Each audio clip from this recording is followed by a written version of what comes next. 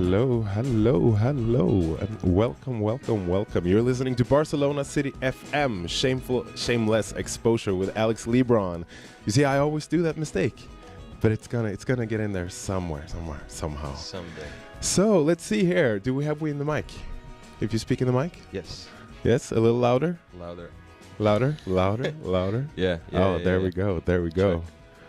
Man, good to have you here in the studio, bro. Thanks for having me. It was a long time coming, because ever since I saw you at Craft the first time, I was like, yeah, he's interesting, that George fella. Let's see what we can make happen. You feel Sure. all right? Yeah, slightly hangover. Oh, you too. I mean, I could almost say the same thing, because for those of you out there, first of all, welcome here. And today, if you listen closely to my voice, I don't sound that well today, because I've been quite ill here, going on a good week now, and it's rough, man. Yeah. But you know, the show goes on, right? Yeah, totally. Of course. So let's see, what was the occasion? You were hungover today. Oh yeah, we went out last night. Went to the comedy show. It's just I work weekends. So. Did you perform? No, I didn't. No, I was just chilling. You were just there to having a ball last night. No responsibilities. No responsibilities, and I thought it was gonna be a quiet night, but then I had this first beer, and it goes one beer, and then Yeah, I'm just gonna have one beer, and then you Yeah. wake up in a ditch naked the next day. Yeah, Oh, literally that kind of thing. We've all been there, man. Exactly. And usually, I mean, correct me if I'm wrong, but those are the nights that tend to be the best nights. Totally improvised. It's all right, man. Yeah, it's all good. It's all good. Totally improvised. Yeah. And then what? Did you go to another place, or was it just Craft all night long? It was Craft, then we went to Alpacas. Shout out to people from Alpacas. Yeah, I was there once. Yeah, we've been there. And my friend got so wasted. That is such a guilty laugh. I was just gonna say, what happened? Yeah. You need to let us in on what happened. Yeah, somebody was like, bring him back, because he was so drunk. He just basically walked out, and somebody was like, bring him back. I'm like, no problem. Like I had this set up in my head, like I gotta bring him back, like no matter what, and he wouldn't listen to me, and then he ditched me at some point. I remember I slapped him like with no particular reason. Was it like one of those count slaps with the backhand and four fingers, and Nah, it was just with open hand, like front. Just. Oh, you're an open hander. I usually don't slap people. Like that's not what I usually do. I think you do though, because it's a slap by happenstance. I mean, a slap it's conscious, because when you slap someone, it's like. Yeah, I want you to know. It was like a heavy me coming from like building the momentum with like 5 steps, and then boom, like it was I feel so guilty. Like I'm gonna see him, I'm gonna be like, yeah, you can slap me. That's good. I mean, I can honestly not remember the last time I saw a slap. A spontaneous slap, given by a woman or a man, it doesn't matter. Yeah. But just a random slap between two people outside. Because that shit would be hilarious, to see, the two parties in kind of a heated moment. Oh, my body's a professional. He's from Moscow. He's a professional slapper. Like that's what he does. I was just gonna say, professional slap artist. Slap artist. Yeah, that's what he does. He's like. I remember I had some kind of trouble. Like I was angry with somebody. He's like, dude, just slap him. Just like don't do anything. Just slap. He makes it so. He had like the whole psychology to it. Oh shit! It's perfect. He knows perfectly what happens in your head when he makes that slap. You know what I mean? Like how he brings you back to the childhood and like plays on your psychic. Like that's insane. All your inner issues. Yeah. It's just like you're back to school. Like that's it. Yeah, that's brilliant. Sit down. Yeah. Today you're about to learn, boy. Yes. Let's see. All right, I'm gonna record this as well. The studio's crowded today. We have a lot of guests. Yeah. I like that. I don't like there's a window and it's all behind me. I feel insecure. Like yeah. Something's good. That's a good start. That's a good start. You feel insecure. Maybe I can wag you in my arms. Maybe you fall asleep, and then when you looking all cute, I will slap you in the face. Right. It's a good plan. I like that plan. No, I would tell you. I mean, I grow inspiration from all corners of the world, man.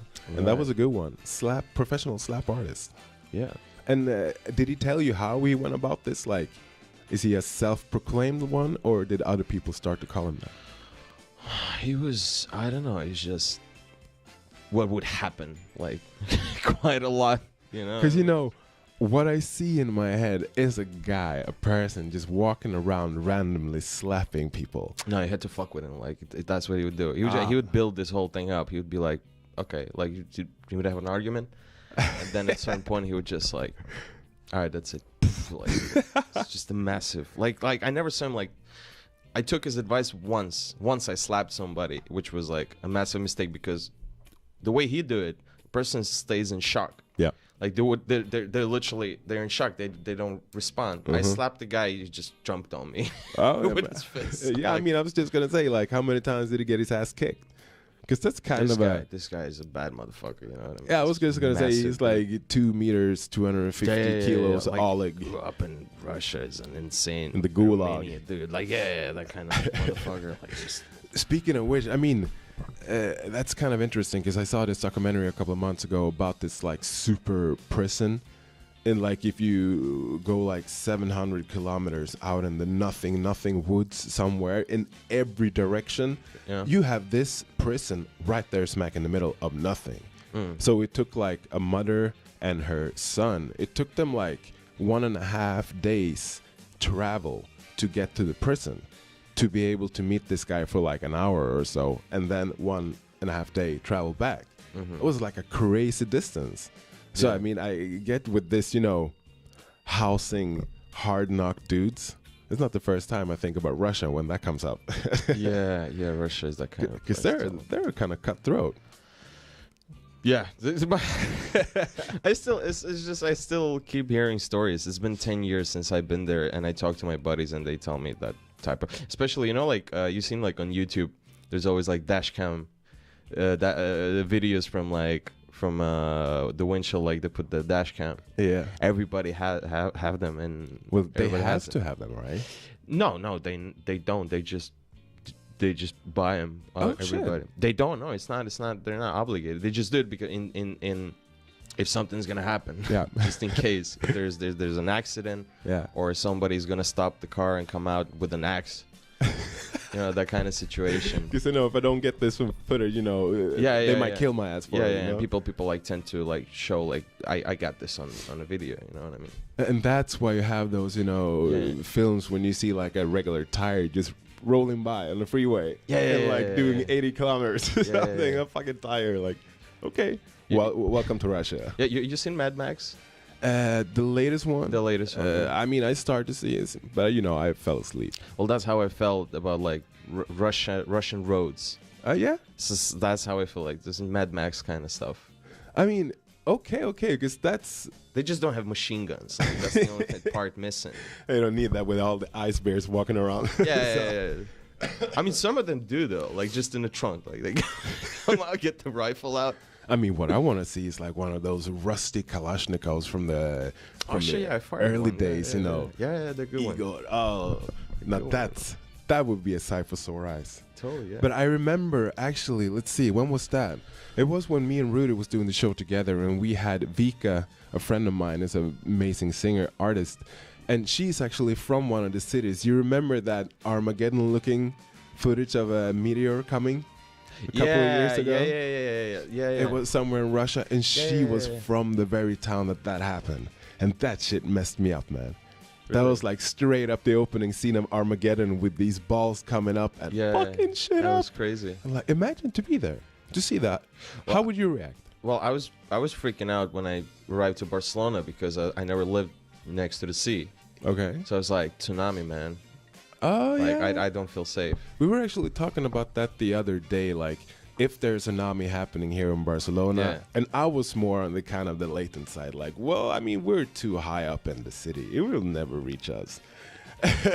Yeah, that's what I keep telling myself. Like I just have my eye on the mountain, like next mountain. That's what I'm doing. I'm just gonna. Yeah, and up. My girl actually would agree with you because she was like, "Well, we would go up in the mountains, man. Or something." I think she mentioned a building or something. Just like go up in the terrace and you'll be fine. No, screw that. Nah, I wouldn't. No, I don't. No, nah, I don't. You think I don't like the whole water. That's not the way I want to go. Like. No, I totally agree with you. And it was so funny because I had made an ass out of myself for so many years talking about this because I had this misconception about tsunamis with the water and everything, and I'm like, well, how are people dying? Because it's just water, you can swim or you can get up on shit. Okay. And then I saw this movie, The Impossible, right? Right. When you can actually, you know, okay, Hollywood did their vision of it, but you can actually see and get somewhat of a sense how that might have been. And the coin just came down. I was like, oh shit, of course, this is a mother, Yeah. man, when that wave comes, and then the second one that was even bigger, I understand that people just. It's a brutal force. You know what I mean? Yeah. It's enough to take buildings down, and we're like nothing comparing to. You know what I mean? Like, No, for real. And actually, have you seen that movie? The Impossible. The Impossible, yeah. No, I don't think so. And I think now I might be talking out about my ass, but I think it's about, or maybe inspired by what happened to a Swedish family, because they got separated from each other. The dad was with one of the sons, and the mother was with one of the sons, completely different locations, Right. And then by spoiler alert, stuff goes well in this story, but you hear so much about the people who went there, and they came home alone. Imagine to go in there with a family of 5, and then you come back as the only survivor. Oh, I like that kind of ideas. I've been thinking a lot, especially when you think about history. Yeah. And like right now we got planes, right? When we didn't used to have planes, and they would like travel. You heard that, right? Like they would it would take them like months to get to like from New York to California. Oh yeah. And there would be like a group of 50 people, and by the time they would arrive, they'd be like 24. Right. Somebody would die on the way. They would bury him. No, marry his wife.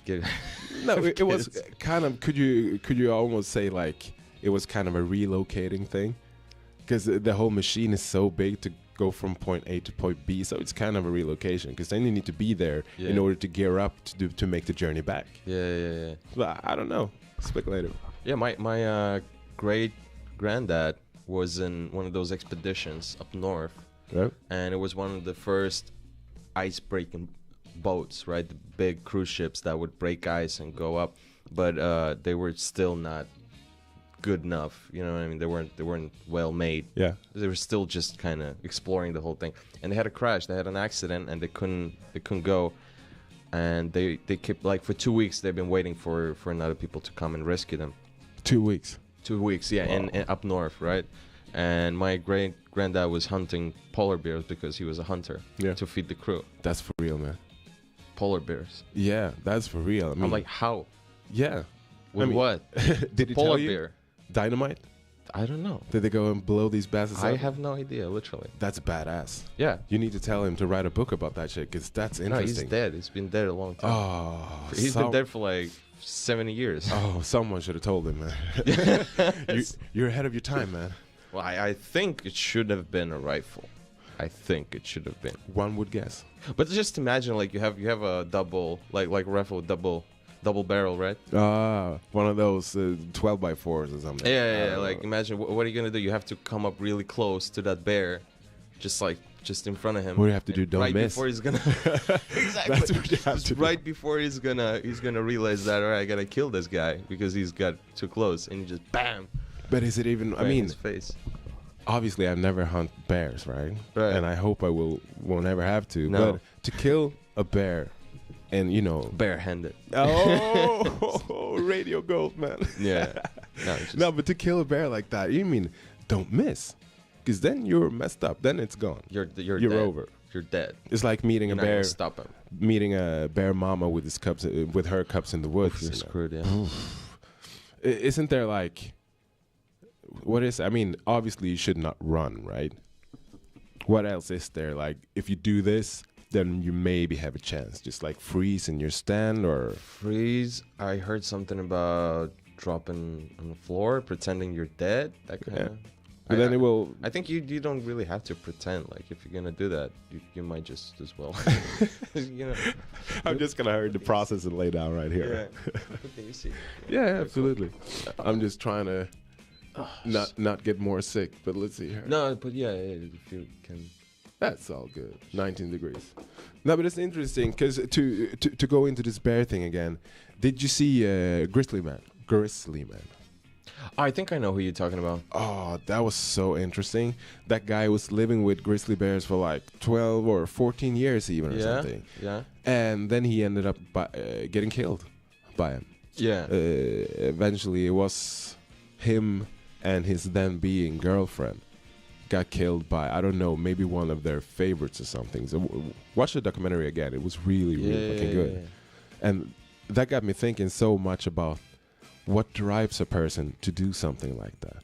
I hate that. Like, I've been listening to, like, we have a connection with them. I'm like, you don't know him.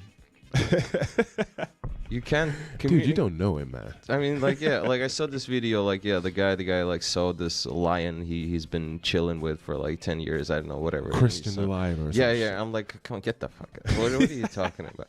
I'm gonna be a friend with the pony. Be a friend with Pony then. I don't. Be a friend with Jonas the pony. Yeah, like, what are you talking about? We have. He loves me. He recognizes me. All right, he's gonna eat your ass. But how do you explain those occurrences when you clearly see that something is going on between this person and this mammal, whatever it is? Well, they're obviously not stupid. They can recognize you and they have certain feelings. But what people don't understand that it's still an animal. Yeah, you know what I mean. We as human beings, we have those like. We are animals as well, you know, and we just like kind of, dressed up and looking okay and doing a radio show right now, you know what I mean? But we're a dirty animal. That's what we are. Yeah. But if you put in a certain, what they don't understand is it's a predator. Absolutely. But it can be tamed, though. I mean, okay, maybe not tamed in its natural habitat, because it's been proven many times. Just get that motherfucker hungry, and then you see what's gonna happen. You know what I mean? That's it. That's the bottom line. If he's hungry, he's like, I don't care if we have a baby together or whatever it is. I'm gonna eat your ass. I'm gonna with some barbecue on that side. I'm gonna slash your face. Like there's gonna be rip your eyes out. Like that's what I'm gonna. So conclusion, Christian the Tiger bullshit, huh? That totally fuck that. No, but. I agree with you because, I mean, I don't know enough to sit and talk about this, like the factual, but I can only relate it to this one story, and I don't remember where I saw this, but I got to think of it because my parents went to a safari in Africa, and this was people, I think they were Americans, and, there's, you have those free lions and walking around, and then you have the carriage, 2 or 3 cars. Free lions? Free. You mean free? Like they're free, I thought you like you can take one. Yeah, free of charge. Free of charge. Just take one. Hop in, bro, and like let's go. Delivery not included. No, but they're walking around and they're free in the wild, Yeah. And then you see one of them pulling an arm, through the window to like feed them. Ooh. And it all goes by a second, You see a big head take this little girl, pulling her out of the car, and she is gone. Ooh. And then all you see on this film is you see and hear the mother just screaming. Yeah. Like, ah, and then it's over the clip. And that video messed me up. Really? Because, I mean, again, that it's so... And correct me if I'm wrong if you don't agree with me, but I feel that's avoidable. That situation. Absolutely. It's so avoidable. So how can you be that stupid? Don't go to safari. No, I mean, that's ridiculous. Yeah, but if you are around an animal like that, first of all, like the window down, what the fuck is that about? If you're around an animal that clearly can kill you if it wants to, don't help a wild one. Yeah, it's not a zoo dude who's like almost like looks like he's got a hangover for like 12 years. You know what I mean? That's a sharp dude, the one in the wild. No, but it's so many questions about the situation. Like, how and why? And it goes so fast. You just see like, and the little girl is out, and then you hear the scream, and it's horrible. That's the only thing I figure out. Like I saw I guess like every horrible video I could ever possibly watch. You know what? The only thing, kids. Like that's the only thing. When I see kids, you know what happened in Barcelona a couple of weeks ago. You remember the attack? Yeah. Like that's the only thing. Like kids, I'm like, like that's the only thing that makes me actually feel bad because like it's a kid. You know what I mean? Yeah. It doesn't. Definitely. But still, I wouldn't say that it's they're smarter or that is a factor if that's what you meant. With it being kids, because you see grown-ups doing stupid shit every day, and what to relate it to this, when you see people jumping down in the what is it, like gorilla pound in a zoo or something, or just enter into a pond where you have no fucking business to be in whatsoever, and then you get killed. That, I mean, I cannot feel remorse when I hear about No, that. not at all. No. It's like, well, what the fuck are you doing, man? Come on. You want to impress someone, or you want to be funny? Like, no, man, don't jump in there. No, yeah, people just don't think. So I think one dumb motherfucker less. That's evolution, I guess, on some level. Well, is the monkey is still alive, or what? You can have a killer monkey inside. That's a natural selection, I guess. Yeah, true. But who was the comedian speaking about that? The natural selection. Oh, Joe Rogan. About He talked about this guy who had made a video. No, I was more meaning about that the dumb people outfuck the smart people. So he meant like the whole evolution now. So the dumb people will just take over. Take over, yeah. And then shit is gonna start to break down. Yeah, because the smart person tries to plan his life, and it's just like, oh, it's a bad time to have a kid with all the economical whatever situation, and the dumb people just come over here and just fuck. You know, yeah, we're gonna do this. Yeah, and it's actually, I love that theory because that's true. It's not even like it's true, really. Oh yeah, I mean, again, he goes to the whole pyramid thing, that we cannot to this day explain the pyramids, and I love when he say like, so here we go, we had this a long time ago, right? And then the dumb people started to take over. Yeah. And so the smart people literally like died off, and we're talking like a long time now. Yeah.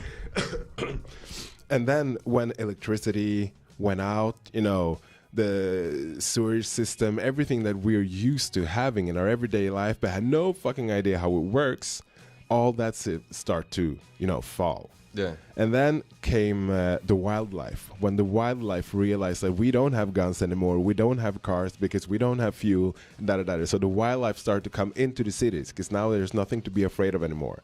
So what are we going to do then? Oh, we are going to take to nature and start to coop up in caves and again, which means that eventually we're going to de-evolve into this, I don't know, Homo sapiens, being again, to come back into society and rediscover that shit all over again. And then he said, okay, so now it's the dumb people is going to start to evolve and it's going to find out, and then it happens again. And that's interesting. It's super interesting. I love it, man. Yeah. He's an interesting guy, totally. I love his podcast. Oh, it's great. And like I said, the one episode with Hunter Metz, when they just, he goes on about something, and then he, oh, well, I think about this, the people, and they just went deeper and deeper and deeper. So I think I listened to it 6 times now. Really? Just trying to, take it. Interesting. I mostly watch his stuff with the comedians. Because I know a lot of things, like a lot of people they're talking about. I'm like, okay, I know that person, I know this person. So it's like I kind of feel like I'm sitting with them. So yeah. You know what I mean? But absolutely. I mean, the comedians, Bert Kreischer, Tom Segura, Joey Diaz, his posse, so to say. I kind of got notified by them by starting to watching his podcast. I had no idea who they were. Even Ari Shafir. Yeah. I mean, shit, his stand-up is great. And especially when they sit there and had, I don't know which episode that was, but they were sitting around on a row. In a big table with this live audience. Yeah, it was just a special episode. It was presidential. Oh yes, presidential election. Exactly. And I love when they do shit like that. Doug Stanhope was there. Jim Jeffries appeared. Exactly, Jim Jeffries. A lot of people actually showed up. Just for Bill Burr. Burr was there. Oh, dude, I love him. He's really good. Yeah. And also that one time when Bert Kreischer and Tom Segura had the weight loss competition. Yeah. That shit cracked me up, man. Yeah. That's good radio. And actually, ever since I saw that, I'm thinking about doing the exact same thing here. To get a person to like, okay, let's make radio gold. Let's have a weight loss competition, you and me. Okay. 6 months. Let's see whatever happens, and the person who loses has to do something super stupid, embarrassing live on the radio. Yeah, you could do that. No, I'm not. I'm not doing that. I'm looking you in the eyes, man. No. I'm not gonna do that. But have you? Yeah. No, you go on. You go on. I saw a guy who had a like same kind of like competition. Well, he had basically a bet that he's not gonna smoke weed for a whole year. Yep. And he hasn't. So, and I met this guy for the first time. Like, it was just a group of people just having a barbecue, and they told me like, today it's 1 year. He won the bet. So, can you imagine how much weed he smoked and what happened to him? Everybody got so drunk. He got the reefer madness. He disappeared. That's what happened. They lost him. They couldn't find him. He got so wasted he just wandered off. He's like, I'll be back. He didn't even say anything. Just got up. So you say he hadn't smoked for a year, then he took to the alcohol to celebrate?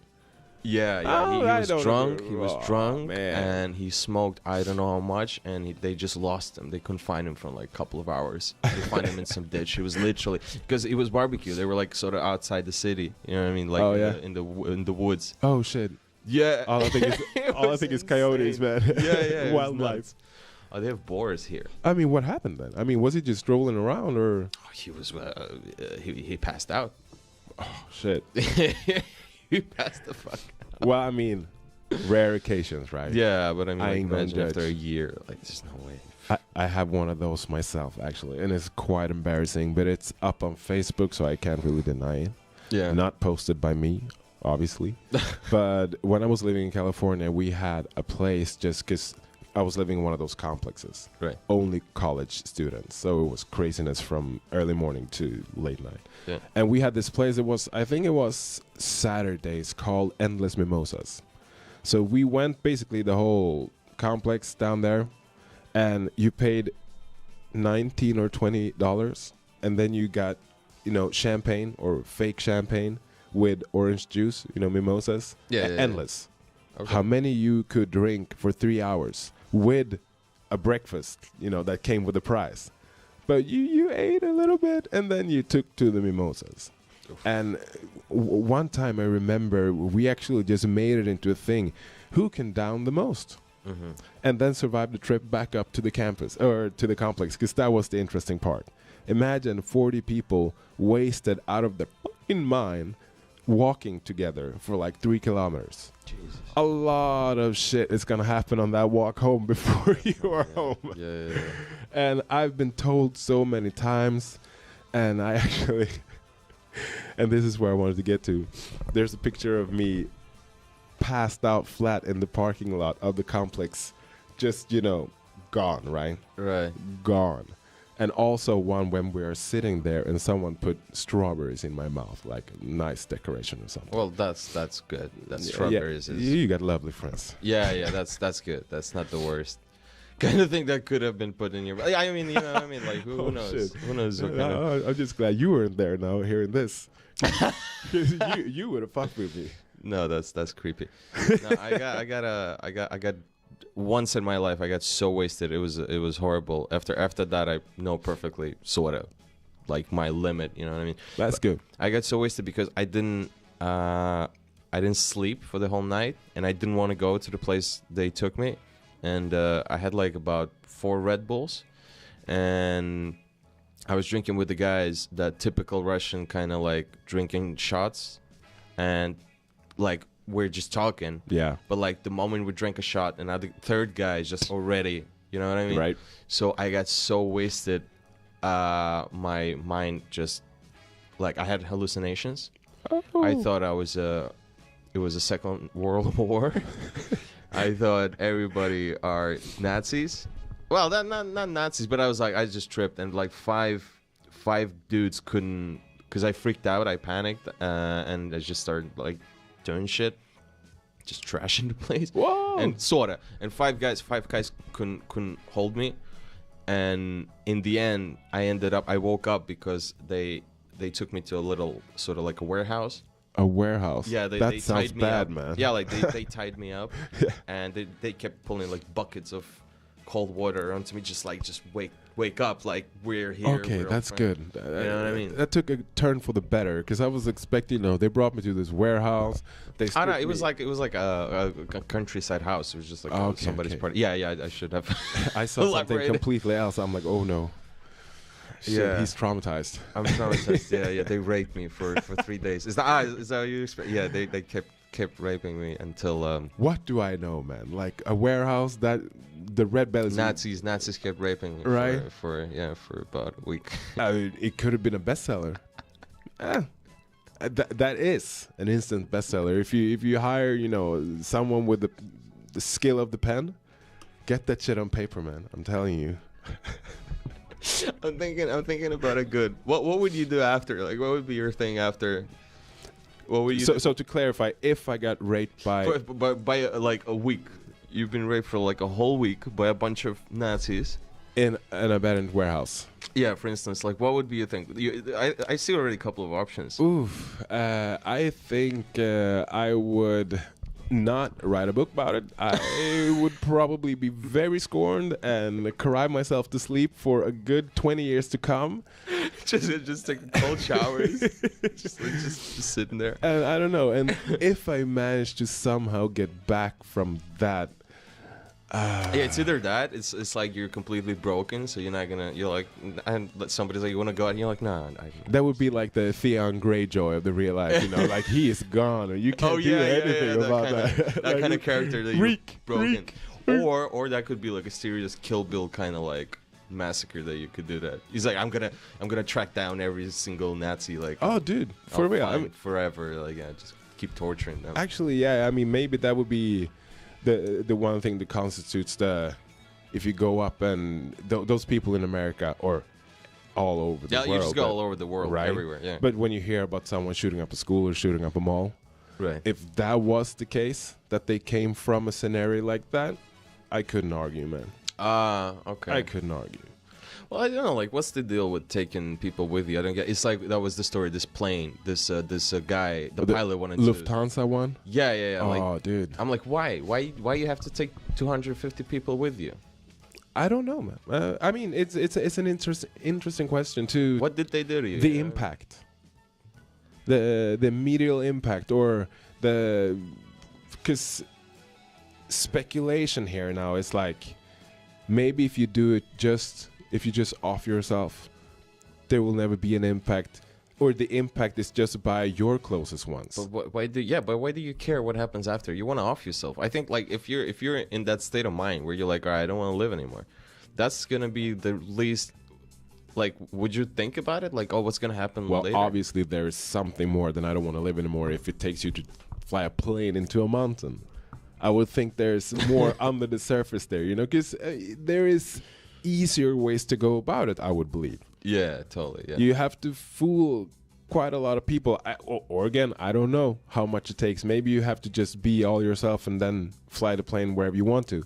But it feels like you have to go about it in a way to not raise suspicion, to get to where you're going to be. Another day in the office. Right? Yeah, it's just like totally normal. They're like, how are you doing? You're like, yeah, okay. Yeah, I'm just going to, Oh, just, man. I'm so late. I gotta go. But again, to answer your question, I have no idea what it is that drives people, because it's the same with this development now. This last year with the driving trucks through. I don't get it. I always expected a bomb. Yeah. I always thought it was gonna be a bomb. Actually, they were preparing to blow up Sagrada Familia because Sagrada Familia is very symbolic because it's the tallest Catholic temple in whole Europe, right? Yeah. Which they haven't finished, and I don't know if they ever will. I don't know. 2000 whatever 27. I'm gonna have grandkids when they're gonna finish it. Hopefully, it's gonna be done by some point. Yeah. So yeah, I was always expecting a bomb, also because like Barcelona, the way it is, you know what I mean? Yeah, totally. Just do the. But I mean, it's a horrible thing because. Looking back on this last year now, I remember myself been sitting in a conversation with so many people from different parts of my life, and we've been saying the same thing, like, when is it gonna happen? Yeah, nobody was really surprised. Yeah. No, it's not about if anymore. It's like, okay, we live in Barcelona. It will happen, yeah. 3 days before it happened, I was talking to a friend of mine. Yeah, and many people have been saying the same thing, like just a couple of days before or even the day of, we were talking about this, and then I was sitting at this very place when I saw people running by, white in their faces, saying there was an attack on La Rambla. And, you know, I had no idea whether to continue the show or to go to help people or whatever. And then as long as we sat here and we found some news and, you know, this whole thing escalated. And then all of a sudden it was, you know, apparently it was 13 people and this and that. And I had no idea that of the severity. And, you know, it was eye-opener. Yeah, it was crazy. It was just, yeah. And horrible. The surreal part about it was because I was sitting here and I helped Abby a little bit with because they had some on-location broadcasting. And then I was like, shit, I need to go home because we had visitors here and they were out. We hadn't been able to contact them. My cell phone was about to die. And then I got stuck in Urquinaona for another 3.5 hours because the whole city was on lockdown. They blocked. Yeah, I remember. So I was sitting on the subway and I went from Urquinaona and then I was like, huh? I'm in Girona now. I missed to jump off at my, you know, Passeig de Gracia or something. Yeah. And I'm like, okay. So I took it back to Urquinaona and then I was like, no, I can't jump off there. And then, you couldn't come out? No, I couldn't come out. I couldn't do anything. So then I realized I'm going to be right here until someone lets me know, okay, it's good. And then around 11:30 something, I approached an officer and like, so what are we gonna do? And he was like, well, if you walk around and walk Gran Via down to Universitat, you know, and take that back way, then you might be lucky they will let you through. So not even he knew. Yeah. I still don't know if I'm back from it, man. The shock I had that day, I was crying openly, and I wasn't even close to it. I was shocked about how bad I felt. I mean, for Barcelona itself, like for us, it's kind of like, that's the point. Like you know it was gonna happen, and it's because it's such a difference. Because when you see like that happen in Manchester and Paris, and you see that on the TV, on the internet or whatever, and you kind of like, you feel bad, but like, you know. And when you see the same thing in the streets that you walked by, like for 8 years, I've been here for 8 years, so you just walk, and I'm like, that's you know, like it's a completely different impact. Yeah, definitely. You know what I mean? You're just like, oh my god! Like the only thing I was the only thing I wanted to do was just like go donate some blood, you know, like maybe. Yeah. But I was working the night, so like I couldn't. And after I wanted to go after, and they were like. They didn't need because everybody went, like a lot of people. Yeah. You saw the pictures. There was just a ton of people who went. I saw. So that was a beautiful thing. You know absolutely, what I mean? People stood up, and that was really cool. But that's one thing I love and kind of not dislike about humanity, but the way we conform and get together under a crisis situation. That why isn't that present in a non-crisis situation?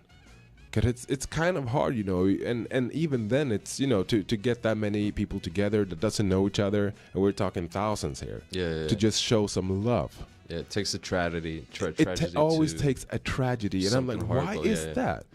Because everybody's so upfront about it. Yes, it's beautiful, and that isn't also another thing that made me cry. How people came together to help one another. No, it was beautiful. It was a beautiful thing. But why isn't that happening on a day-to-day basis? I don't know. Because obviously, how the world is today, we wouldn't need that. Because as a society, I don't know. I guess people are sort of selfish, or I don't really know. It's like to analyze this thing. Why don't we help people? Like, do you do something? You know what I mean? Like, I don't do shit. No, I don't do anything for people or society. Like, I thought about it. Like when Syrians. The crisis, like I was thinking, I'm a refugee myself, you know what I mean? Like I just didn't like to 1992 edition. Yeah.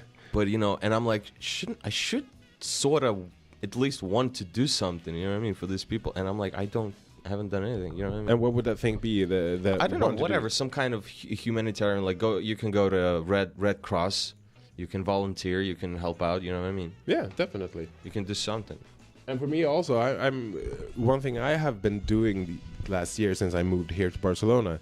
It's every now and then when you meet that homeless person or just see someone who is doing something, actually buy the product, whatever the fuck it is. I don't care. Just buy it to show appreciation, and then return with groceries. Because I don't want to give money. But when you're actually in the store yourself, just pick up a fucking apple or a banana, a loaf of bread, something. It makes no difference on my receipt, but it might make all the difference in the world for that person that day. Totally, yeah. Because, I mean, you've heard so many times about people who give money and stuff, and then they go the first around the corner to buy some drugs. And I respect that. But that's not what I want my money to be for this person. Yeah. So do you have some urges like that somehow to just like... I do that kind of thing sometimes. Sometimes, yeah. Oh, get this guy standing. There we go. Sometimes, totally. But, I don't know. I just believe, like it's been said a few times, a difference between a rich person and a homeless person is it's one step. You know what I mean? Yeah. So I don't see a homeless person. I see a person who's like in that kind of situation. You know what I mean? So... But it creates character, though, I would believe. Because I've never been homeless. But I've met so many homeless people. And a small part of those homeless people have been such fantastic spirits. Oh, that's... And that they are, they have a way of looking at and seeing the world. The perspective, that I envy, I'm like, how can you be this upbeat and this light in your soul when you are in this pile of shit? Yeah. But their mind is, I mean, not their mind, but some of their minds are beautiful. Yeah, totally. And I remember I saw, and normally I don't stay when I see those, viral videos on Facebook or whatnot. But this was this one guy who approached a homeless guy.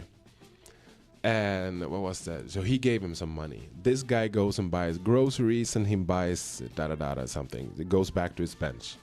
Then he sits on his bench. Then a younger guy, comes faking talking to his cell phone about his daughter needing some medication or something. So this guy goes back to the store, and I was like, wow.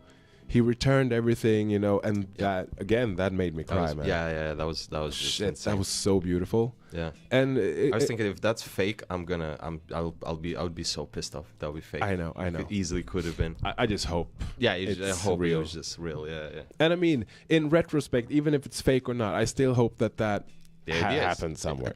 Absolutely, yeah. So and just the pure spirit he proved to have there was like, oh shit. Because he was thinking like I didn't had it before, so I might as well do some like it's just they have such a different perspective. He's like, he looks at it and he's like, okay, he needs it and I can do it. Yeah. That's what they think. I can do it, and they do it instead of just like, yeah, I could have, but like that's what I'm saying. Like I'm not doing shit. Oh, excuse me. Maybe we should turn it off. It's fine, man. It's fine. Sure? I'm already gone. I'm balls deep in this shit. Jesus. I'm going on a week now, but thank you though. But I mean, it's interesting. So, what do you think is the factor that sets it aside? That pure, true spirits. When you have that true kindness, where does that come? When from? You're not like when your mind is in the right place where you don't think about stupid things like like Facebook or likes or whatever. Like we spend so much time with those things that they have no meaning whatsoever. It's not important at all. You know what I mean? That's the thing. So when you're more down, your mind is just more down to the earth, and you see what's going on around. Right. And that's actually why I sometimes have done that, because one thing I complained about from the country, I grew up in Sweden and stuff, and there you saw the development with being on the subway or wherever on a bus that no one was talking to each other. And I felt that, my God, I need to get away from this. But now looking around here in Spain, where all the technology with computers and cell phone has kind of caught up to the rest of the world now, because when I was younger, it wasn't. But now, and it's the same phenomenon, man. So it's kind of, we as a humanity are losing the war against electronics. Yeah, we're not socializing. Yeah. Like I just hope we're just gonna get past that somehow. How will that happen, do you think? Because I don't see an end. I don't use that. Like I don't have an internet on my phone. No, I don't want to have it. Okay. Like I could have used that. But like I can find the direction, I can find my way, I can ask people. Absolutely. Like I don't have Google Maps. Like before I go out from my house, I'm gonna do it. I just listen to music. I never just. I don't. Yeah. It's a social. You create a bubble, right? And you just like isolate yourself from everything. Totally. Again, that's the same thing we're talking about. Your mind. You're not down. You don't look around. You don't see what's happening. You know what I mean? You isolate yourself. You're outside. You're not even at your home. Right. And you're pretending like, nah, I'm not even here. You know what I mean? That's what you do. You're not embracing. But could it be that you're trying to achieve the global, so therefore you're sacrificing the local? Because this is kind of, you know, the way I see it when you're trying to reach the world through the social media and you want to have followers and you want to have a widespread reach, right? But then maybe you are sacrificing the close reach that can potentially be a real one. The person you have standing 5 meters away from you can be a future friend, just if you walk up to that person and say, hey, I'm Alex, how are you doing? But no, I'm busy tending to my 20,000 imaginary fans out there because that matters more for me now. Yeah. And that is kind of the way we are building the world, so to say, right now. How we value one another. How many Instagram followers do you have? Oh, okay, now I like you. I don't even use it. No, but I mean, I'm with you. But that's what I'm saying. I'm isolating myself from that kind of stuff. Like I wouldn't have Facebook if I wouldn't have like friends around the globe. Yeah. Right. Otherwise, I would just delete it because I don't need it. Because I grew up watching how this thing appeared. Yeah. Like I had a social account since I was like 13. Yeah. And I went through this whole phase of like, oh, I want likes. I want everybody to like me. I wanted like my page has to be beautiful. I went through that before I turned 18. Yeah. And I just said, fuck it. I just deleted my old page. Just have a tiny one. Just like, you know, like people that add you, you saw that person once. You don't even know who that person is. I don't get that. Yeah. You should totally turn it off, dude. For your like, Well, I'm turn it feeling up a bad. little bit. Yeah, I feel bad about it. But I mean, it's interesting that you say it though, because I can only relate to myself here, and it's been a development though, because I remember there was this community website called Badu or something like that. Can't remember it, but you had bots. It was sort of small figures you could like self-animate, super ugly, super early. This is like mid-90s something. Okay. Before Lunar Storm and all that shit. And then, you know, you could enter into rooms with one another. You could talk through like bubbles, you know, as in a comic. And then you could communicate. So it was sort of on an early coming even then. But I was never... The only thing that spoke to me was creating the profile. Because that's my phase out, so to say. So I remember, you know, putting down so many hours into have a nice profile with different pictures and link to my friends' profiles and all that bullshit. But that is kind of coming back right now. Really? Because, you know, I've been doing some research with this Instagramming and how you portray it, and there's so many rules, man. Like the sort of like filters what you should and should not do, that kind of. I was like, oh man. I mean, okay, I'm actually trying to get this shit to grow, so maybe I should know a little bit how it works. Yeah. But the more I read about it, the more questions I have. And every person you see on YouTube and like, oh, how I got 70,000 likes in a day or something. I'm like, okay, so how the fuck you do? And then that person says something completely else from what that person say. I so don't care about it. Oh my god, I have so much problems right now, man. You have no idea. I just classify. You just classify like, what is the person? What are they doing? Yeah. Like even like for YouTube, right? You look like the channel. You say, what is this person doing? Is he entertaining? Is some kind of education? What is it? What is it about? You know what I mean? Yeah. And you classify and you see like it's gonna have its audience. Well, I mean, you still got to sift through the rubble though, because the rubble is so vast now. Everybody can do it, and everybody is doing it. But the product, it's all about the end. The end line is the product. If you have something that is good, no matter what it is, it's gonna work. I mean, I agree with you, yeah, but if you take it to music then, for instance, I mean, there you have kind of a... It's proven that you don't have to be good. to make it nowadays. Oh, absolutely. It's like a gift box wrapped perfectly, but it's empty inside. Exactly. Yeah. So, you know, which is ridiculous. I mean, okay, maybe it, you know, differentiates from what type of genre or what you're talking about. Could be a product or could be music. But if you have the right backing, you know, money-wise, Yeah, then there it feels like nowadays in today's standards, you can be a star tomorrow. absolutely. Yeah. Speaking of that, who the fuck was her face? Rebecca Black.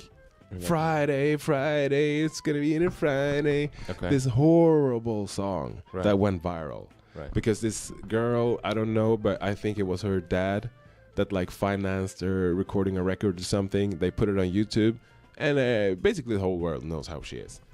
But Okay. everybody is laughing at her. But I believe she's making a lot of bank for, you know, all the She's- views and shit and social media following. And again, you know, creating this bubble, this Yeah. entity that is fake. Well, yeah. Well, it's there were a million people like that you know who it is. That's the point, that you know who are you talking who are we talking about? You know, that's the deal. So you heard about that person. That's already something. Yeah. You know what I mean? And you never know what they're gonna she might create something. She might end up making a great song in the end. Or people just keep laughing their asses off and then just forget about her. Might be. That's interesting because I've actually managed for. I got a manager, a real manager now. So, and Cool. she, one of the first things she told me, like, Alex, you have to realize to get where you want to go, you might have to start to break some of your own rules in the beginning to get your name out there. And I was like, shit, that was such an eye opener because I've been kind of proud about it. You know, I'm not gonna sell out and I'm not gonna do that. But realize then you might never make it also. Yeah. So it's, you know, how far are you gonna stay true to yourself? To your ideas and your Exactly, and all that, That's you know, interesting, and yeah. then how much are you gonna sell out, you know? So it was an That's a interesting path. meeting. That's a path and turns you're gonna take and where it's gonna take you. It's really interesting. Yeah. It's cool. I always think, like, no matter what it is, what people, what a person is interested at, I'm like, you have to try. At least it doesn't Oh, matter yeah. if it's gonna work out or not. Oh yeah, and that has been my issue with us as, you know, humanity again, that there are so many people out there who just live their lives doing something completely else from what they wanted to, Yeah, that's sad. and that creates sadness. That's sad. bitterness. Yeah, that's totally And it's so easy to spot it when you see it in people, you know, like, oh, this is not what you wanted to do with your life. I'm so sorry, because that feeling, I cannot imagine how that must feel. right. It feels like, you know, okay, so maybe you can start over again and do a good thing, you know, with all due respect. But, you know, those years that was so critical, what would have happened if you had the time to do it then? Yeah. And then to live with that question, because that's a heavy one. Yeah, no, I'm with you. I get that, but you know, like, it's ifs and maybes. You know, like that's what I'm really sort of against. Like, if I would have done that, if, like, you don't really know what would have happened. You know, like, No. I mean, any person, what would have happened? Like, I kept thinking a lot about what would happen to me if I would stayed in Moscow, Yeah, because Barcelona has been a massive trip for me. Changed my mentality. yeah, Opened my mind. I met a lot of people. I made a lot of friends from so many different countries, and I'm talking to certain people from back home, and they've been there at the same place doing the same thing. They tell me about certain events. I don't remember. I'm like, I don't remember, dude. It happened 15 years ago. They're like, how come? Like, you remember that in August we went to see that movie in the mall? I'm like, no. No. Right. You know what I mean? That kind of a thing. So, what was the point? I don't know. Cool. But, you know, it's a good flow. And I want to ask you, because I remember, you know, the promo. You were born in Georgia. Yeah. And then you grew up in Moscow. Yeah. Please tell me a little bit about that. Yeah, it happened. It happened. Because Yeah. it sounds very interesting, though. You have a very interesting mix, you know, because myself, growing up in Sweden, being from Colombia, then have a tie to my Catalan father and stuff, people react like, huh? And this is kind of the same It's the feeling. best I get people. like, I oh, love that. Cool. I love that. I love Right? people like that. Yeah, it's the best. And so we're open-minded. yeah, but I mean, again, it creates character. Absolutely, because you deal with different cultures. When you have ties with different cultures, what you get is perspective, different perspective on each question. It could be friendship, could be love, could be what do you have to do in life, and everybody's thinking differently. Yeah, totally. So it forms your own opinion, which is, I believe, awesome. Like, that's the best thing. Yeah, I love talking to people. Just tell me. If I don't have to agree with you, but I'm interested in what you have to say. Maybe it's gonna influence somehow my perception of this thing. You know what I mean? I totally agree with you, because I feel like I'm a multifaceted person in my thinking, but also for me it's been equally detrimental, because I feel, and I still feel, that I've never had a home. Because I don't have that belonging to a place. Same. And it's such a long time, yes. And it's something I feel right now that I really, that is a feeling I want to feel. Okay, I'm trying to work this thing, and I have a big one coming. So in October, I'm going to go to Georgia for the first time. First of all, I haven't left Spain in 8 years. I've been here. I couldn't leave for legal stuff, yada yada. Did my paperwork, so now I can do it. And I haven't been to Georgia in 10 years. Okay. And I've been there only once in my life. I don't even speak Georgian. I have a lot of family there. Yeah. Right. And my dad's gonna come from Moscow there. Whom I haven't seen in 6 years. Oh. So he's gonna. We both are like super excited, because finally he's gonna show me my country. Damn, that's big, himself. Man. Yeah. And that's going to be spiritually, it's going to be massive, because I have same kind of questions mentally, like, do I belong there? I think there's going to be a lot of moments where I'll be like, okay, that's why I'm like that. Because they do that, you know what I mean? Like, so that's I don't even know. I'm super excited about it. I don't know. Man, I'm so happy to hear that, man. Yeah, it's good. Thank you. Yeah, it's just a big one. 2 years ago, when I turned 30, I actually got as a 30th birthday gift from my dad to go back to Colombia. Right. And, when we do that, it's going to be bought and paid for everything. And it's kind of the same thing, all those questions you have. Yeah. When I just... Self-identification. Yeah, and when I'm walking around, being surrounded by peers, so to say, feeling the community, is this me or not? Because do I belong here, or do I? Yeah. Because right now, all it is a fantasy. All I see now is me standing in front of my old orphanage, and just crying my ass off, because finally I'm here. I get this feeling now. But what if nothing happens? What if I go there, because I'm adopted, and the only person I know of, so to say, is my biological mother, and whom I don't even know is alive yet. So what if she's gone?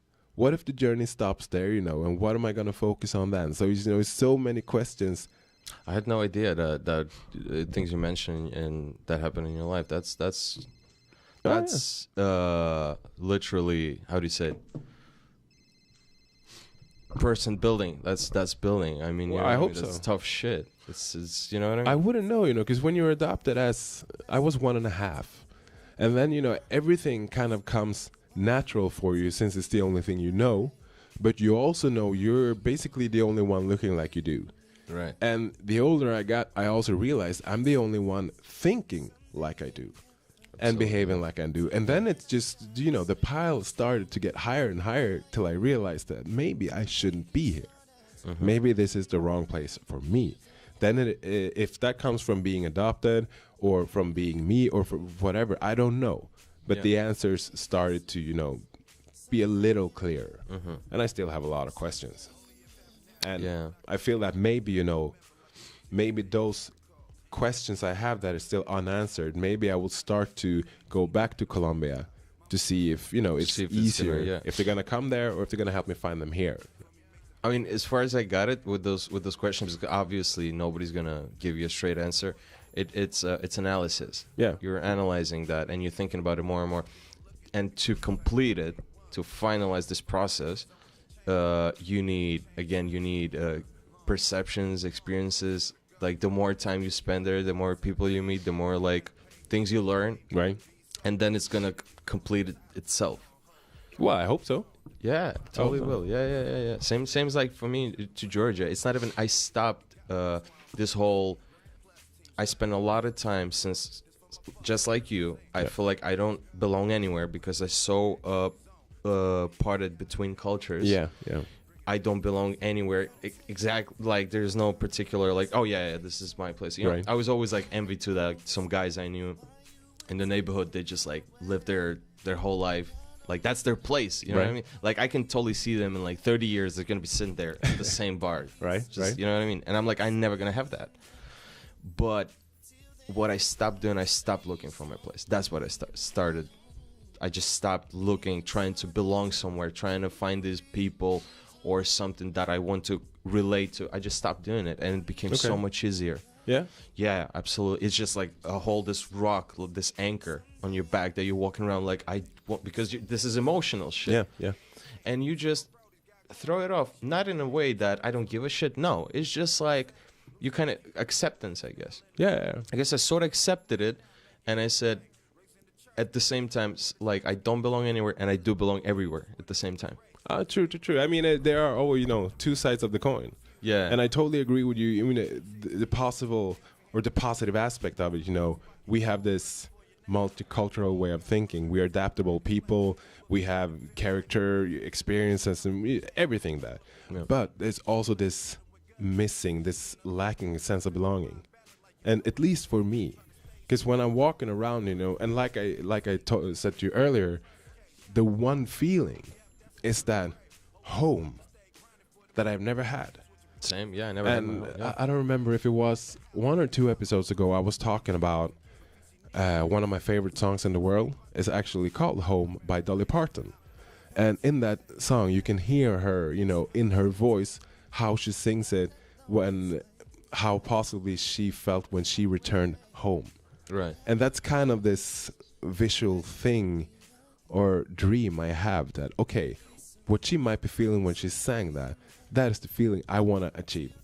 That is what I want. So when I go to Colombia, when I found my orphanage or whatever, I'm going to put that song in, and see what happens. That's going to be a big one. I'll probably break the fuck down, man. Yeah.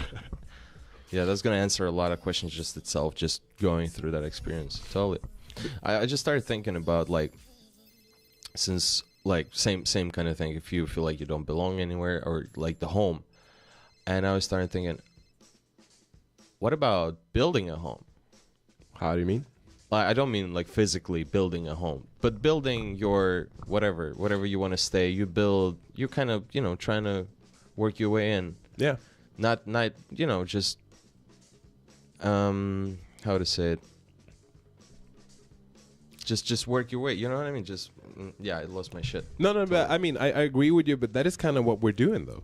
Because you have to do that. In order to be a functional human being in today's society, you have to have your job and your friends. If you're a good person, your friends come by themselves. Yeah. And then you have your house and stuff. So, you build it into your home. I have even gotten 2 dogs now. Right. So it's kind of, this Barcelona is my home.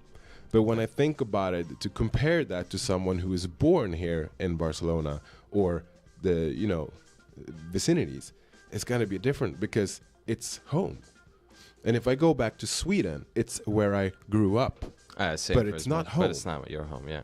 And that's the kind of thing, like, I don't even know if I'm going to feel like that in Colombia. Because then we have the other thing, I grew up in a white community. Maybe they see that in me, because I'm going to be the one behaving differently. I got so much shit from my countrymen. Even right now, like you see right now, even Robert presented me my countrymen. Yeah. And obviously he was like, oh, you don't speak Georgian. Like, I got so much because, like, they discovered that I grew up in Moscow and their faces change. Yeah. And I could feel it, and I would always react so like, it would be so sad to me, like, they don't accept me. Yeah. They're like, and Russians wouldn't accept me either because, like, you're not from there. You were born there, so that's why it's acceptance. Yeah. And I'm just like, I don't care. And that's why we in the mixed bunch, we sort of meet in the middle.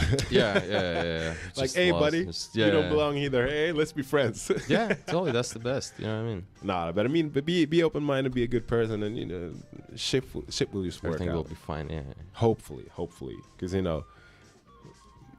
don't want to say it, but sometimes nowadays, you get your reasons to doubt it. Could be. I mean, everything's possible. You know what I mean? It can work out. It cannot work out. You never know. That's what I like about it. You never know. You never know. Yeah. The never knows of the world. That's why I don't think about, like, since we've been talking, the suicide seems like a boring thing. You know what I mean? I'm like, it's you know, you don't know what's gonna happen. Just change something. You couldn't take a hike, like start hitchhiking, and you would end up. You couldn't take a hike. You heard about this dude that was lost for 12 years? A Canadian. Lost for 12 years. 12 years. His family couldn't find him. No, everybody thought he was dead, and they found him in Brazil. Oh shit! So he was just hanging out, or was it abducted? It was like he ran because he had some kind of legal problems, like he panicked. Yeah. And he was basically a homeless dude in Brazil, living in a jungle. They picked him up because he was about to die, because he got some kind of infection or whatever. Whoa. And they put him, and like I saw a video of his family meeting him. They were crying so much. But I mean, 12 years. I mean, 12 years, and they thought he was dead. Yeah, he had like of course. This massive beard, and like you see the picture of him 12 years before. It wasn't just like he aged. It's like, oh my God, what he has been through. Yeah. A Canadian that ended up in favela in Brazil. I'm Right. like, dude, he's been through hell. Yeah, that dude. and I mean, surviving there for 12 years. 12 years, yeah. He was basically, he was just stealing, trying to find food, scavenging, you know what I mean? Like, it was just insanity. Like, But how he survived, I don't get it. Was there made public to why he ran? Like, what kind of troubles it was running from? Yeah, it was said like he had some kind of there was some sort of accident or whatever. He wasn't a criminal. It just like some kind of mistake. Well, you did some shady shit if you flee to Brazil. Not to judge you, No, but that's what I'm saying. That he panicked because he couldn't. He was just a regular guy. If he would be a criminal, that would be another thing. He was just like, you know, he ran like sort of like out. Yeah, like an outlaw went to Mexico, that kind of bullshit. No. He's just a regular dude that panicked because he got into some trouble, and he just ran. That's what he did. You know what I mean? And ended up in Brazil. I'm like, come on, dude. Yeah, I mean, again, sell the story. That's amazing. amazing. Gotta be it. That's a great. That's a movie right there. Yeah, That's a movie right there. And that's even a book that might get me back into reading again. I'm like, okay, I want to read that shit.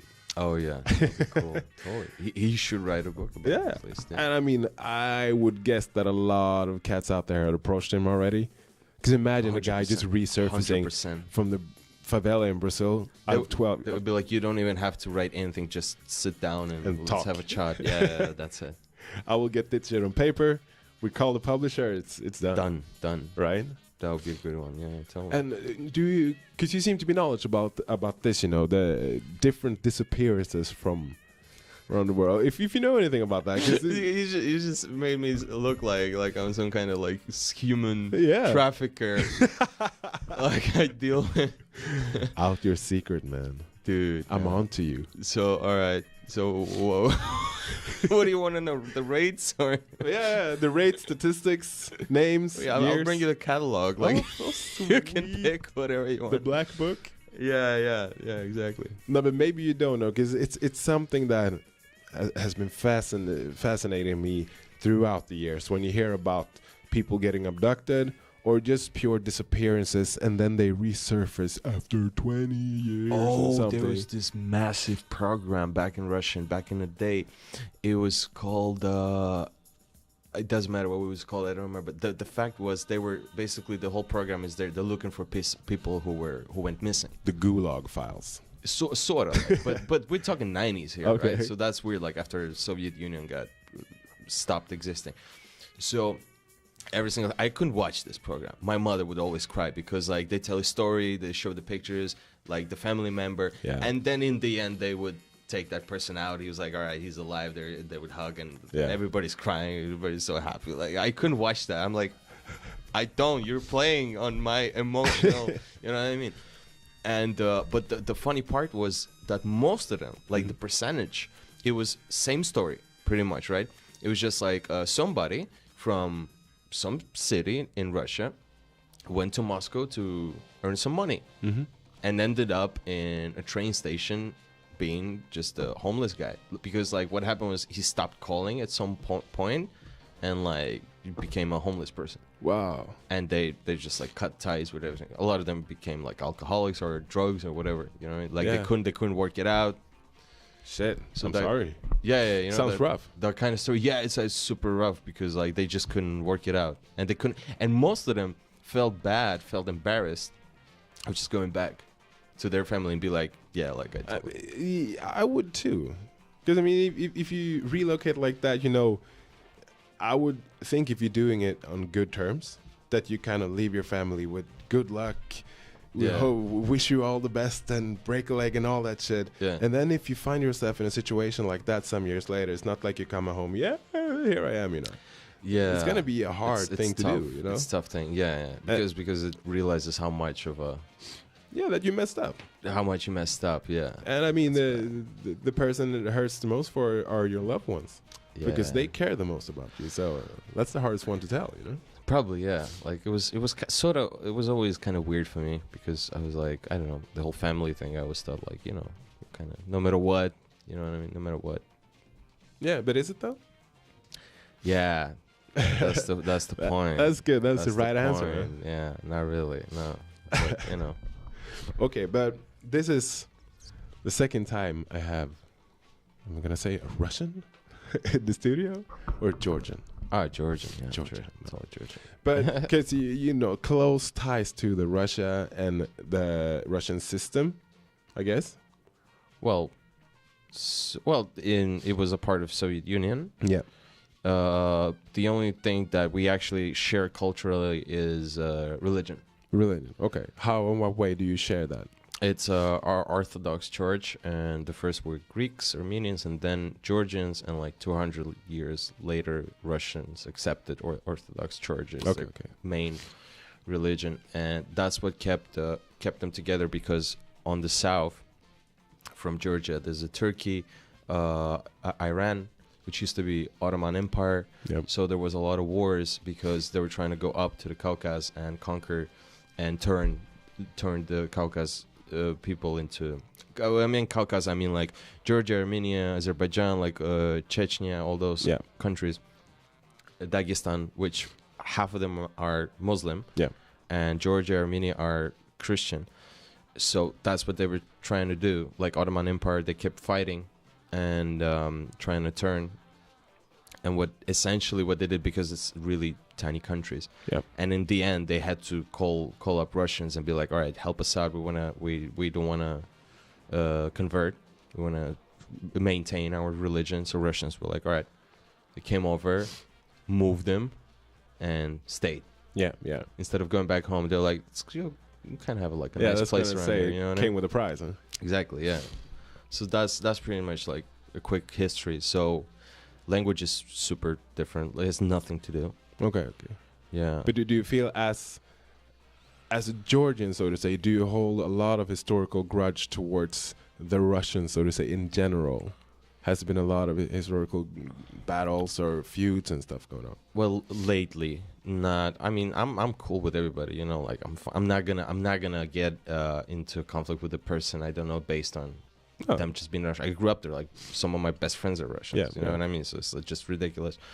But like lately, after '92, because there was that's why I'm a refugee, because Russia helped this region because it's wanted independence, and Russians helped. And after that, it was like Georgians were like, you know, like that's shady. Like you helped them. And same happened in 2008 again. So it's like a bit of tension politically between the two. I can imagine. Yeah, because like the only bad luck we had, technically, like the whole point of the story is like we had bad luck with neighbors. It's like imagine you're a tiny country like this, and your neighbor is Russia, and you have Mother Russia. Yeah, and you have to be like, no, we're gonna we're gonna stand up with a narcissistic maniac on the power button. Yeah, that man, he truly frightens me.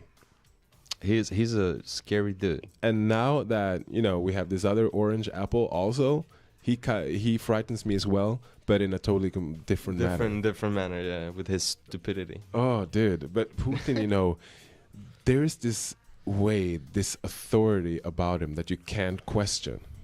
Oh yeah, he's 'Cause a professional. That guy. Yeah, but I don't know what it's about him. He makes other world leaders rattle in their seats. Dude, that's a spy. That's what people don't get about him. That's a spy. Whatever he That's is. a KGB dude, heavy motherfucker who's been doing like covert operations for the past 30 years, and then he became actually when he became a president, the idea was that the oligarchs, like the richest people in Russia, they were like, we're just gonna put somebody in a power who we're gonna control, and Putin was perfect because he was like, he had a perfect like CV. He was just perfect. And he was like, yeah, I'm gonna do whatever you want. Yeah, no problem. Yeah. And then he came to power, and then he was like, now I'm gonna destroy all of you. Like now everybody has to pay. That's it. He just took it over. That's what he did. Essentially, it was a massive takeover. But was it? I mean, who was there? Was Yeltsin before? Yeltsin was before him. Yeah, the alcoholic. And then there was this. Correct me if I'm wrong, but it was like 4 years, 8 years with this Medvedev guy. Medvedev. Yeah, but that was just it's a puppet. Yeah, right. That's his bro. Because I read a little bit about it, and it was still Putin behind closed doors. Still Putin. They swapped, right? I don't know. They fooled because everyone. he was the VP. Medvedev was VP, and Putin. They just changed, like did the same thing. Putin became a VP, and he became a president. But he was still the president. Oh, he was totally the president. So what was that about for someone outside, like a political coup, or was it just I'm gonna cruise for 8 years and then I'm gonna go back to being Putin? Or? Yeah. It was like this whole thing that he couldn't continue being a president legally. I think that was the thing, because I totally missed that whole thing. I was like, "Who's this guy?" They're like, "Don't worry about it. It's still Putin." I'm like, okay." Don't worry about him. Yeah. So yeah, it was just the whole legal thing. Cool. I mean, still they got it solved though, like this. Yeah, I mean, shit. And then all of a sudden, it was Vladimir Putin again. I was like, okay, Mother Russia is up to no good. I love the theory that there's a theory that Putin has died like a long time ago. This is double. And there's like some weird clues, like because Putin worked in Germany for a long time. He speaks fluent German. And then they show like an interview. He's like, look, now he's got a translator. And the third video was like, the first one was he just speaks horribly. They're like, that's no way. He used to speak fluently. And the third video, he says the translator. He's like, I'm not gonna talk again. Really? Yeah. And like his dog like doesn't react, looks at him, just freaks out and walks away. That kind of thing. It's a Putin dog, okay? Yeah. They're like, who's that guy? It's not Putin. Educate me on the Russian craziness. So for everybody out there, thank you so much for listening to Barcelona City FM. You're listening to Shameless Exposure with Alex Lebron, with my guest George Gagua. Because I was thinking about how do I say his last name? Because in my head I was going Gagua or Gauja or something like that. Because I was thinking 12 gauge in my head. George 12 gauge Gauja. Jesus. A nickname. I'm a UFC watcher, so I think nicknames. 12 gauge. All right. So what we're going to do now, I'm going to leave you with one of my favorites, because we are actually going to go out, have some air to, chill down a bit and, do what we're going to do. So I'm going to leave you with Guns N' Roses and November Rain.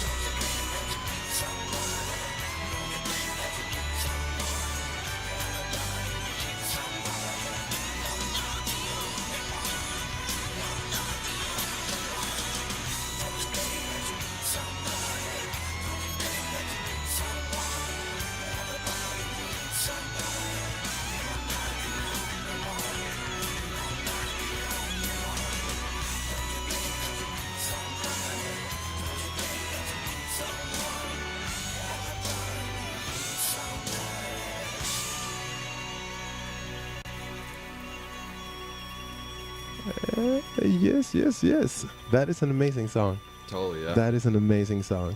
And like I told you, I play that song in every show I do. Cool, yeah. Guns N' Roses. That was smooth, huh? Yeah. That was smooth. So, okay. We had our fresh air. Now we're back on track. Still feeling good? Yeah.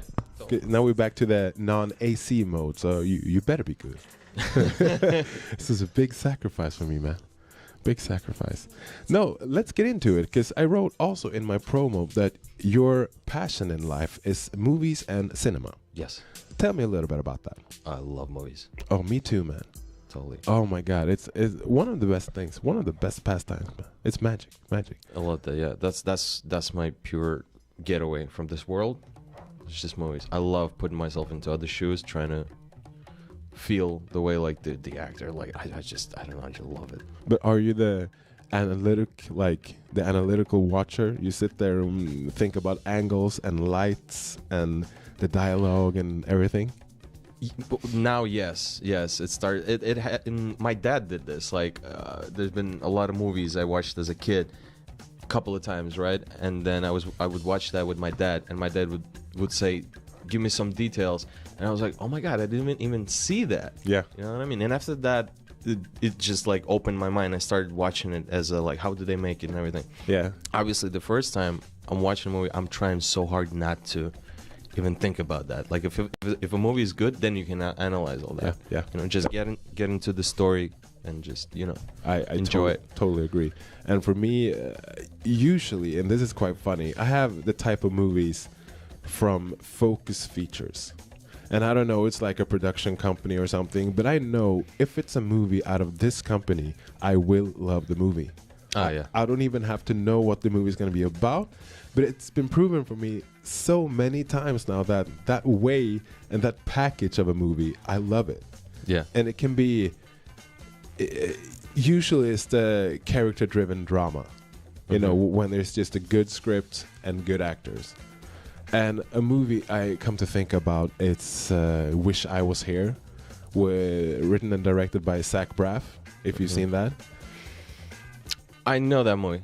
And dude, I gotta tell you, I love the hell out of that movie, because that was one of those movies, you know, you go through so many emotional aspects, and at the end of it, I just broke down, because the end scene of that movie is perfect. Sums up the whole story, everything you feel, all the characters, their facial expressions is just magic. Just perfect. Okay. So do you have one of those movies yourself that you just, you know, every time you can go back to that movie and what you feel is always the same, regardless of how many times you've seen it? Yes. There are quite a few movies like that. Let me know, because I would love to hear that from you. Well, like the movie that I've been talking about with a friend of mine, that movie that I watch every single time, like it's the first time, is the Casino. Oh yeah, 1995. Right? Love that one. It's 3 hours. It's 2 hours and 15 minutes. Every single time I watch it, it's like the first time. And that is the one that they get blunted to death in the end, right?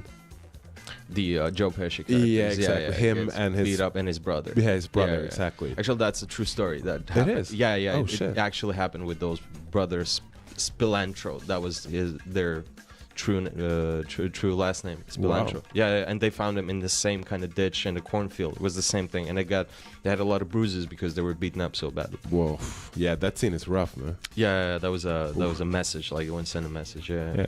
And also another one I came to think of now, kind of the same family, is Goodfellas.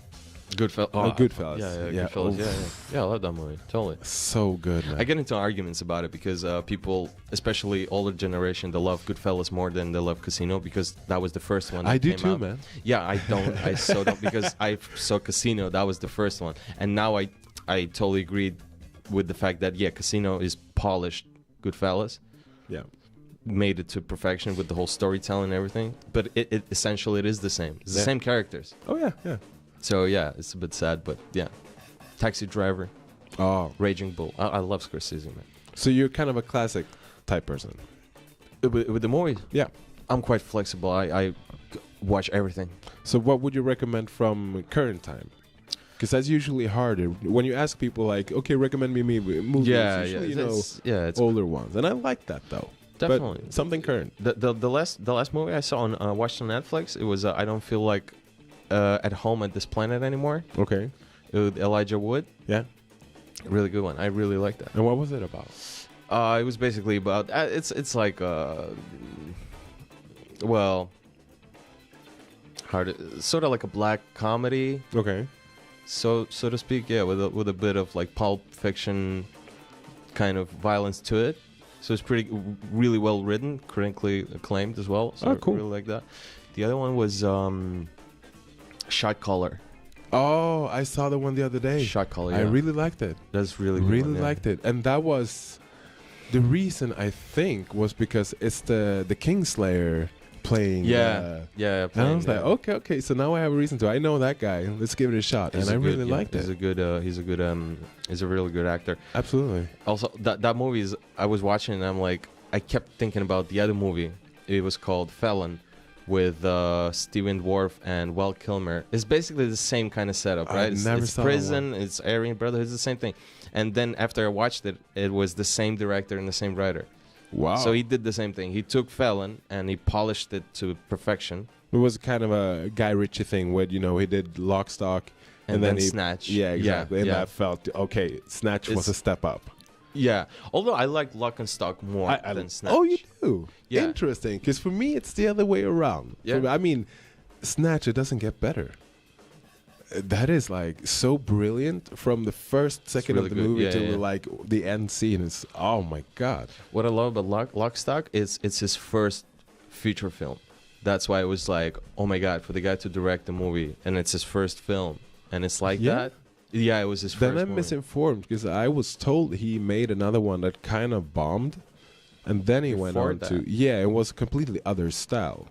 But I might be wrong here. Well, I saw like he did like a short film, which was essentially Lock Stock. It was like some young guys playing cards, yada yada. That's what I heard, and it was shit. Yeah, maybe it might be the same one. yeah, could be. Yeah, Okay, so George Gagua. Yeah. Was that right? yeah. Thank you for Perfect. educating me with the movies. Not really. But to jump into it again, because I'm interested in your way in the movie, because you said you wanted to write and direct. Yeah. Have you been doing so earlier? Well, not really. Like I haven't got into it. Okay. A lot of ideas floating. I've been trying to write a little bit, Yeah? but like haven't done shit. And do you write scripts, or is it more like a plot summary for someone to write a script of, or? Well, yeah, that's what I gotta try to work on, how to write a script. Okay. Because yeah, I have stories essentially, and I keep seeing like all the time, like, oh, that would be a good, you know what I mean? Like it keeps popping up in my mind. That's why I feel like I have to do something about it. You know what I mean? Maybe this is a weird question, but I will try to, package it here. If you have a movie from nowadays or a director, and let's say you were able to write and direct your dream project, what movie and or director would you compare that to from today to give me a picture? Like if I were... There was one movie I got so pissed off because I thought I had certain ideas that I never saw in the movie, and the guy, And then smack. Nicholas Winding Refn, the guy who directed Drive, yeah, with what's his name, Ryan Gosling. Oh, wait. You know that movie? Yeah, it rings a bell, but I forgot about it, I think. Anyway, his first trilogy was a trilogy called Pusher because he's from Denmark, Yeah. so it was based in Copenhagen, right? I have no idea. Well, and the third movie is basically about like a drug pusher. Yeah. So the first movie is about him, the second one is about his friend, and the third one is about his boss from the first one. And that pissed me off so much because the third one is amazing, and it's basically one day from the life of a crime lord. And it had certain scenes which it was like he has done it already, you know. And that would be exactly what I would do, because the way he done it, I love movies that are as real as it gets. Yeah. So critics were saying his movies, especially those first three, they seem more like a documentary. Okay. That's why I was like, this is super real. Speaking of which, that's super interesting. I came to think of Snow on the Bluff. Have you seen that one? Snow on the Bluff. No. It's kind of a documentary, but it's kind of a fictional movie. And when you're watching this, you have no idea what to think. Okay. Because it's you follow these college kids in a car who are about to score some smack or whatever.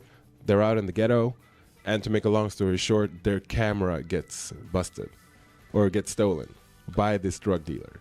Okay. And then you get to follow the drug dealer as if he is holding a hand camera around in the ghetto. And it feels so super real when you're watching this. And I haven't done my research out there on the internet yet, but maybe because a lot of shit feels like that is for real. For real. You can't do that on film. You gotta get busted, man. Oh, cool. And I still don't know. I gotta check it out. Yeah, Definitely. do that. Snow on the Bluff. Snow on the Bluff. Okay. And I was like, wow. I still don't know to this day whether it's for real or not. There was this movie on Netflix. It's called Win It All. Win It All. Yeah, maybe you've seen it. No. It's super real. Like the story about basically a degenerate gambler that gets like loses so much money, and some criminal left him a bag because he goes to prison. And he's like, I want you to watch that bag, and it was like filled with money. And obviously, we give it to a gambler. He starts like he just loses almost everything. And like at certain points, like in a screen, they just minus 550 something thousand. And it was super real because if you ever met a person who had a gambling problem, that's literally how it goes, right? Yeah. What pissed me off was the ending. I'm totally gonna spoil it, but you know, dude.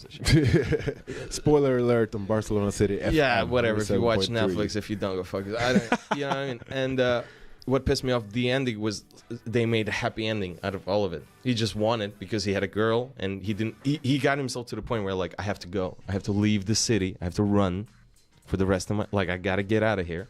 And instead he talks to this girl, gets emotional, comes back and wins like 60,000 like this. No. And I'm like, no, come on. Yeah. Come on. You know what I would do? I would Pure cop out. Pure. The movie should have ended with him being in a trunk. That should have been the real, because then you would show that this is what can happen. Yeah. I mean, having the Juarez brothers after him, in a trunk. Yeah. Perfect. You know. I mean, I've never been a degenerate gambler, but But you know what I mean? Like that's what you get. Like if you because I knew some people like that, and it's insane. I can imagine though. Psychologically, it's just insanity. Like they cannot stop. But isn't it like with every kind of problem you have like that? When you're in a situation where you can't stop, then we're talking about It's addiction. Yeah, like pure addiction. Yeah. By definition. So I mean, that it's gotta be hard, and especially with gambling, that if you mess it up, you mess up bad. Yeah. Oof. To owe the wrong people money, or to gamble away the deeds of your house or some shit. You just in the end you get rid of because they have to maintain their reputation. They don't have an option. Like they have to get rid of you and show other people like that's what's gonna happen if you're gonna take like money and not gonna give it back. And then you're gonna get the Joe Pesci in Casino. Yeah, that sort of a character is the gonna show baseball up. bat. Oh man. Yeah, I mean, the first time I saw that scene, it messed me up. It messed me up. That's the only scene that messed me up as a kid. Because I was a kid when I watched it, and I was like, oh my God, that's... Also, another one that, to this day, not that I flinch anymore, but it's like, oof, that's fucking rough. It's the Goodfellas scene where they off the made man guy. When he's provoking the Joe Pesci character. Oh, and then Frank, when he executes Frank Vincent. Yeah, in the car. True story. That happened as well, yeah. And I mean, those sounds, to get into it for all the listeners out there, so you can feel what I feel when I watch that. First, I think they shoot him like 5 times or something, and then he starts with the stabbing him, and then he's like, man, that's rough. I couldn't watch Needles. That was the thing. That's the thing. I was like, Needles. Like I'm cool. Like if somebody like takes a blood, like whatever, I'm cool. But when I'm seeing it on screen, like Pulp Fiction, when he takes heroin and everything, like you can see like when it inserts, like I'm like, I don't. Do you have the only thing? But you have no problem with needles, like in like general. myself, yeah. Like I'm fine. Oh shit. It's just like watching it on screen. That's the only thing that kind of makes me go. Why do you think that is if you don't have a problem like in real life? I have no idea. Some kind of child trauma, I guess. I don't know. And Somebody you remember threw. Saw? You remember Saw? Oh, Saw. I love that. Like in the second one, there's a pit Oh yeah, when filled with needles. That's the only in the whole Saw in those 8 movies. That's the only one when I go, no, I can't watch that. When she's like trying to scoop out all those. Oh yeah, yeah. Like yeah. you just get AIDS. Like 100% there's age, and like it's just. But it's interesting that you brought that up because now I'm speaking with a movie nerd, and one thing for me, I love the Saw series, you know, right. Except for the 7th one because that is ridiculous. Right. The 6th one is ridiculous, but it squeezes through because you know, Saw, you know, whatever. It's Saw. But then you know the first 3 is, and correct me if I'm wrong here, but I sort of remember like the first 3, the connecting stories is about the cops and their investigations, because then you follow, I don't even remember his name, you know, the first police officer, Yeah. body, and then he dies, and then you follow his predecessor, and you know there's a connecting story. But when the 4th movie comes, the connecting story morphs into be about the traps. Then that's the thing, you know, when the corrupt police officer Peter Strom, when he turned out to be one of the killers, but he doesn't give them a way out.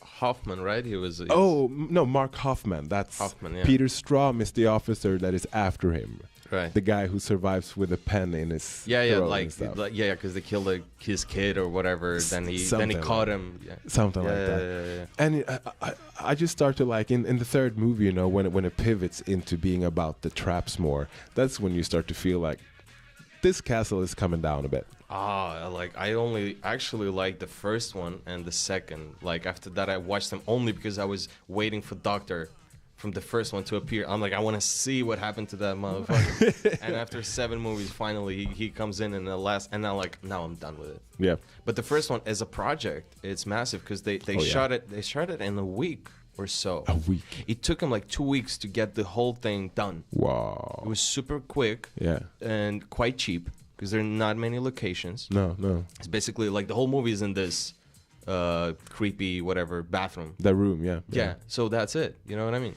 Same as like Tarantino did with Reservoir Dogs. Oh yeah. It's actually, you can see that it's a burial house. Really? Yeah, Mr. Blonde, Michael Madsen sits on a catafalque. Like you can see shit, I never that, and thought about that. they're coffins. If you watch it again, check it out. You'll see I coffins will. and everything. I will, because I truly love that movie. Yeah, That's they took it because it was like really cheap to Man, I can rent. imagine.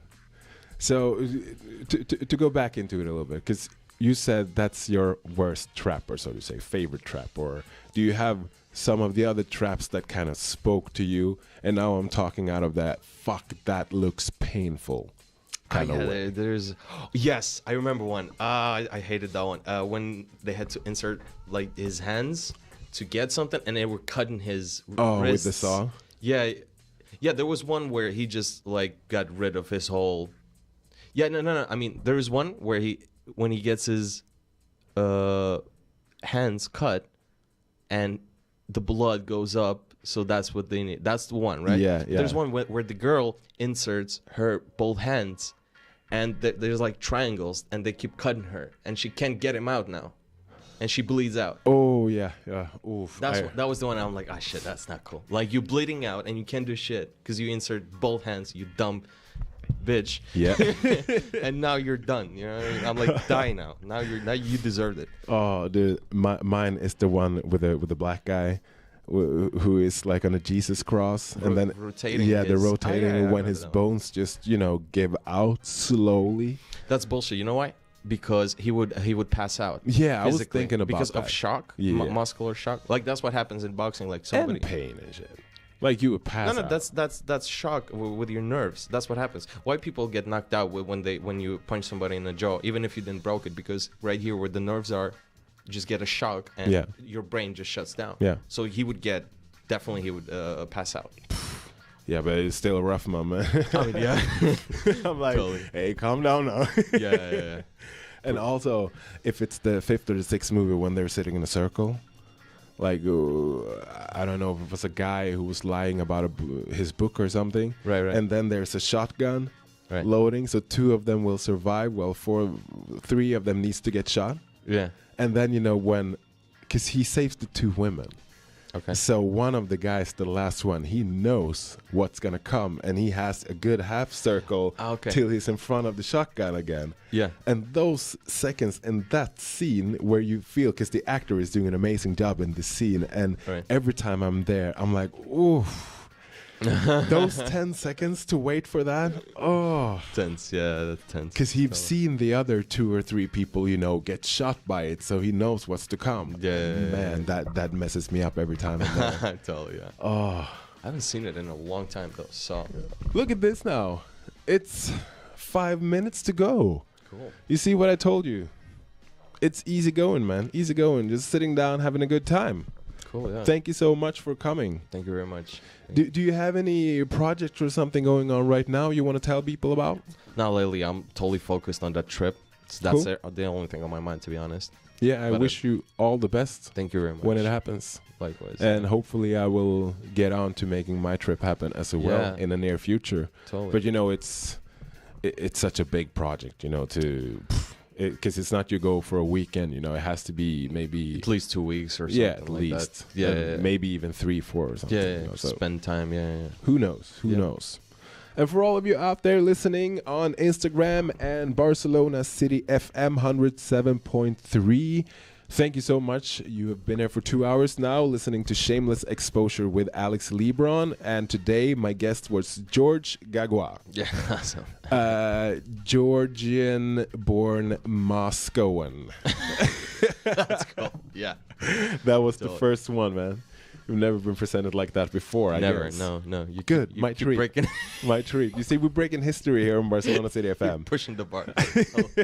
Raising the bar. That's kind of what we're about. Raising. And for all of you out there on Instagram, looking at us, following at us, thank you so much for listening. Hope you're going to tune in even next week to give us all the flowers and fire smileys. And let's see. Let's give me a song to go out with here. Oh, your thing. That's Oh, yeah? not good. Yeah, You- please. leaving me with the responsibility. Yeah. You see some spontaneous. Yeah, you got a good taste. Okay. It's a big responsibility, man. Yeah. Because I was thinking, okay, I wanted to represent my guest here, but I don't know. It's just like I listen to weird shit. Like True House, whatever. no, we all, man. Yeah. Okay. Speaking of weird shit, because I love that. Now I'm gonna. Oh, Sparks. Oh, I love that song. Uh-huh. Cool. You're doing it Good right. choice. Yeah. So everybody out there, remember to tune in next week, 5 p.m. Thursdays, for some more Shameless Exposure. But until then, me and George, we're thanking you so much for these 2 hours, and we're saying goodbye. And I'm gonna leave you with Sparks. This town ain't good enough for the both of us. Cool.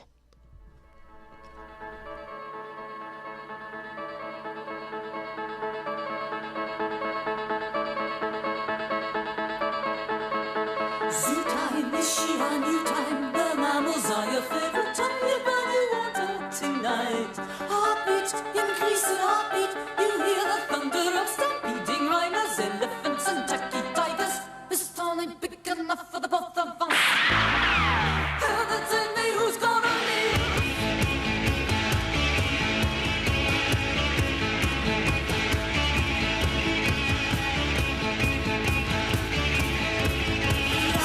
Domestic flying, and when this world this is near, do not you any fear.